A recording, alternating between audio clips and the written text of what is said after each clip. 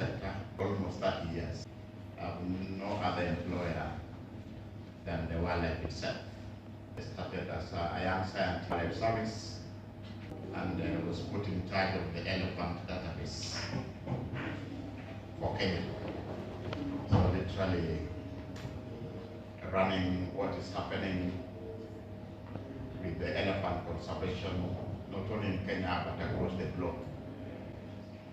Maintained that database, became the national elephant coordinator, goes through the rank, expanded the scope, became the national species coordinator, the entire country, looking at the dynamics of factors driving decline, affecting conservation, and how wildlife can be a livelihood product for the nations and our local communities. So in 2021, the government of Kenya decided to set up an independent institute of the Kenya Wildlife Service, the Wildlife Research and Training Institute, just to now separate research and training in the wildlife sector from management and law enforcement. And I became the first CEO in the wildlife sector for over 30 years. I'm not a medical doctor, I'm a doctor of elephants. My PhD is on elephants. And elephant land use. And what made me be what I am is the elephants. Because I have studied them. I am the focal person when it comes to issues elephant in international trade for the country. If you call my name, some people hate me, some people also do not hate me. Wildlife and environmental crime is not just an East African affair, but it's a global menace. You know, that time when we are crafting this law, there was a lot of trafficking, a lot of wildlife trafficking passing through the port of Mombasa, Jomo Kenyatta Airport, Dar es Salaam, and Kebe. We are like a conduit for illegal trafficking, particularly for ivory and rhino horn. And because one of the reasons that was driving that, we had weak laws. You know, the traffickers preferred using our ports because the laws in the region were very weak. If you are arrested with that time, you see 10 tons of ivory, destination is Singapore. Arrest is done in Mombasa port. Why? Because even if you arrest a multi-million-dollar container, the penalty then was a mere, 100,000. Then you pay, and your cargo is worth millions of dollars. So we became countries of focus, Kenya, Tanzania, and Uganda, because the traffickers preferred using our ports because of our weak laws. So if you read that law carefully, we enhance our penalties that also include life sentence. And drastically, the trafficking rules changed. And if you read very well, the trafficking now is through Nigeria, Lagos. They designed other ways of trafficking, the highly priced wildlife products like the elephant ivory, the rhino horn, and the most trafficked specimen, which is the pangolin. It's changed. So the Institute therefore resonates well with the important role of wildlife research in conducting thorough investigations that help to track the illicit money trades. And I think if we get to the bottom of that, once upon a time, we will be able to address this global menace of illegal wildlife trafficking and environmental crime.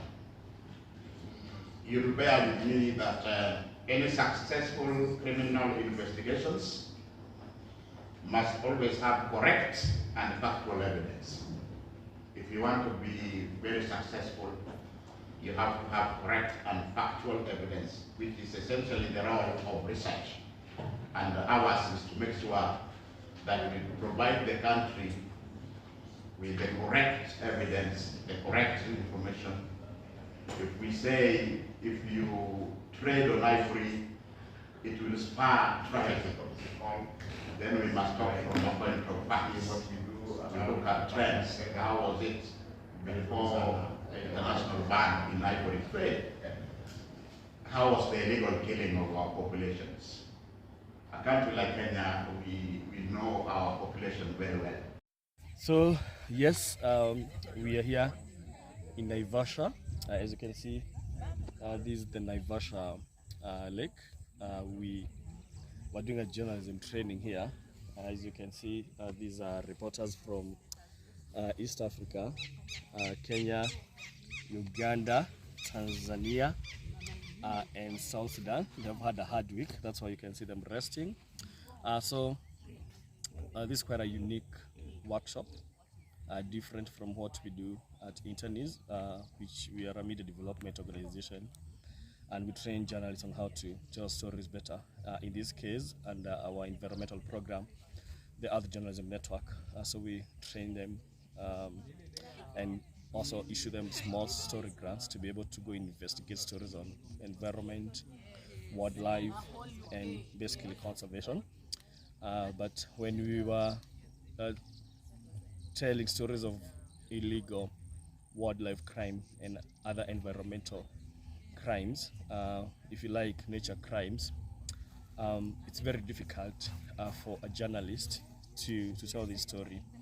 And not only a journalist, but also even the law enforcement, because of the nature of the crime, because they are criminal syndicates who do this kind of trafficking, and they are masterminds, so it's very difficult to nab them.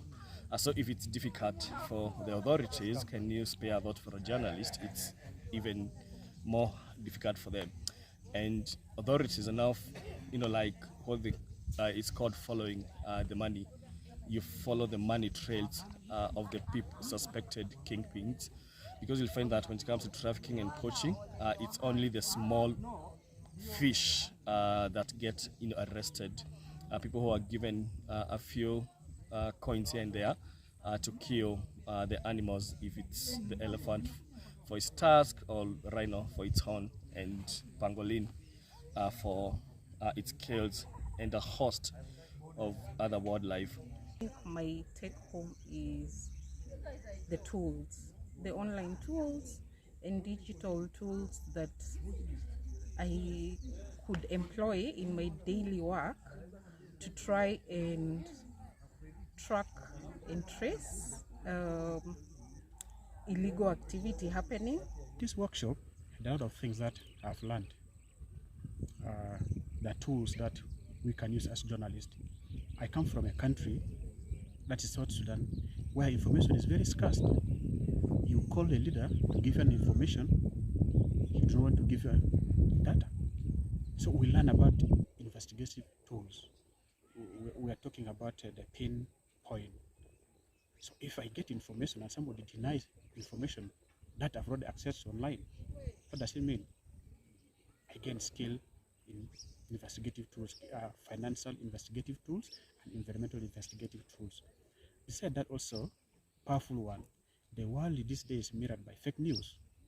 But in this training, I know it was fully packed training, but I was able to get some some hints on fact checking, talking about tools like Invit, Yandex, Google reverse images search.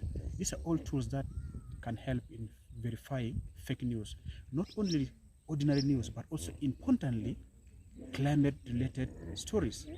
And that's one of the powerful tools that I am going home with from this training. This training was quite important because the climate crisis is upon us.